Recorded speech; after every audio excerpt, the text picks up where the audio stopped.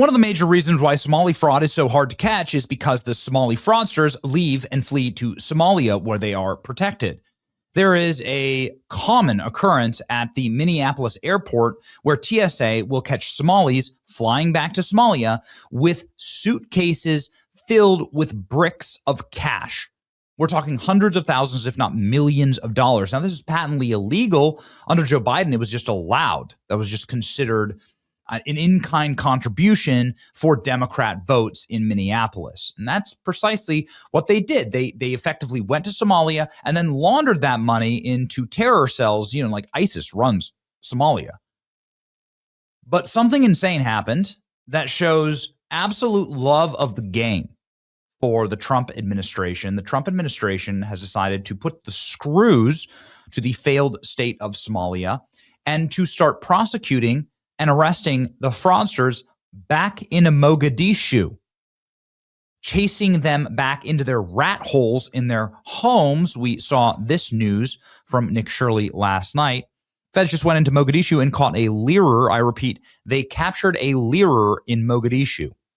No leerer is safe, ha, ha, ha. So what did he mean by this? Well, here we go.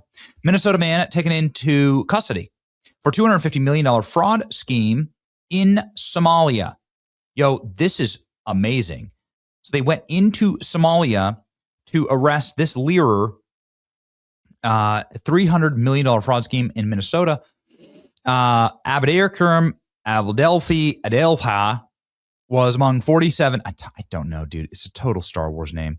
Was among 47 defendants charged in 2022 indictment with the pandemic-era nonprofit Feeding Our Future. He fled the U.S. shortly after being charged.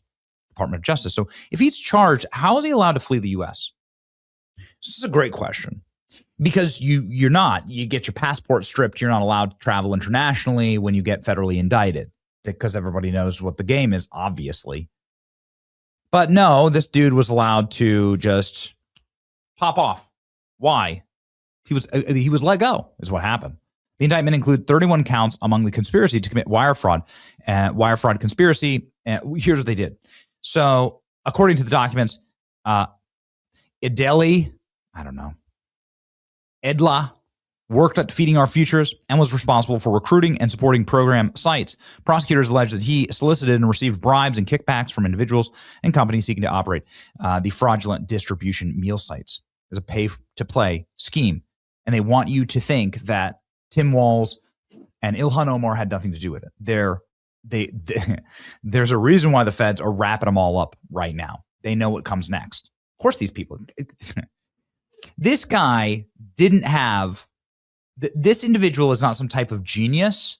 Somalia has one of the lowest median IQs on the planet. As a nation, there are not high-level criminal agencies in Somalia that understand the nuances of the Feeding Our Future scam. This is done from the top. And this scam is something that is really nefarious, and I think is the most dangerous thing that ties directly back to Ilhan Omar. And I'm going to explain why. Ilhan Omar passed something called the Meals Act in 2021 that got rid of all of the restrictions on the meals being served to underprivileged kids during COVID. Well, the Meals Act is exactly what this Feeding Our Future scam was all about. They took advantage of this act that Ilhan Omar passed, and then Somalis en masse in Minneapolis started feeding fake children. And this is what they did. And there were no children. None of the children ever existed. And they stole $250 million. Will we ever see that money again? I doubt it. And taken into custody in Somalia for role in Feeding Our Future scheme. Somali intelligence really helped arrest alleged leader of Minnesota fraud. U.S. prosecutors reach into Somalia for suspect in U.S. case. Very good. United States attorney announced that Star Wars name of Burnsville, Minnesota, right? One who orchestrated the Feeding Our Futures fraud scheme was taken into custody. He was originally charged, then he fled. How was he allowed to flee? That's a big question. Anyway, here he is. There you go. Captured.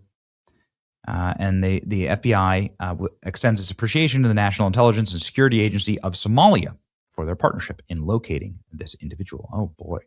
Okay. Well, ladies and gentlemen, here's the wrap up on what this man actually did and why this is so critically important. A man from Somalia fled. He laundered money. A reporter knocked on the door, and his wife answered the door. Dude, you've got to deport the wife. I mean, obviously, like right away. This is insane. The man stole millions of dollars. Bought a home, and his wife still lives in it after getting caught. Only in America. With 5 Eyewitness News. I recently checked on this house in Burnsville, Minnesota, looking for info about a man named Abdikerm. Do you know where he is? He knows how to pronounce it. He fled the country in 2022, right before being indicted for fraud, along with his boss and 45 others linked to Feeding Our Future.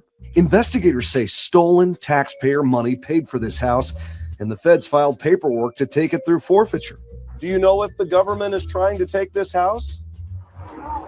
That's the voice of his ex-wife, according to a young woman who also spoke to me through the door. Ex-husband.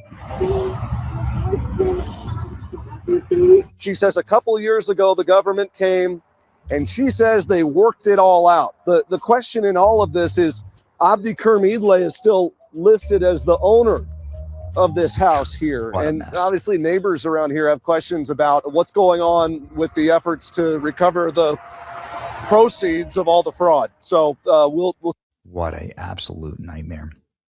What a mess. Please, I'm begging you, Stephen Miller, please. I will send you this video. You need to bankrupt his family. You need to take that house. Ladies and gentlemen, here is the local news reporting on finally getting this scum back in the United States and charged. Well done, FBI. Wanted figure in the Feeding Our Future fraud case is in custody tonight after years on the run. And the question now is, when will he be returned to the U.S. to face charges? Federal prosecutors confirmed Abdikerm was arrested in Somalia within the last 24 hours. Investigative reporter Eric Rasmussen breaks down what we know. At last check of the U.S. District Court calendar for Minnesota, Abdikerm was not yet listed for a first appearance next week, but of course that all can be updated. And this really is a big deal because after years on the run, it was thought by many that this man might have escaped for good. Federal prosecutors now say 42-year-old Abdikerm was captured on Thursday in Somalia's capital city of Mogadishu. The U.S. Attorney's Office credited the FBI and even partnership with the National Intelligence and Security Agency of Somalia. We've asked when will return to Minnesota to face a judge, and we're still waiting for a response. Prosecutors charged him with 31 counts related to millions of dollars of fraud in 2022, but by that time he had already fled the country. Last year, we reported that he was still listed as the official owner of a house in Burnsville, where a woman identified as his ex-wife spoke to me through the front door. Do you know where he is? was considered the right-hand man of Feeding Our Future's founder, Amy Bach, who was just sentenced to more than 40 years in prison. When U.S. Attorney Daniel Rosen announced the surrender of another fugitive this month, I asked him specifically about the search for Idle. Well, I don't want to discuss any particular efforts with regard to any particular individual who's a current fugitive.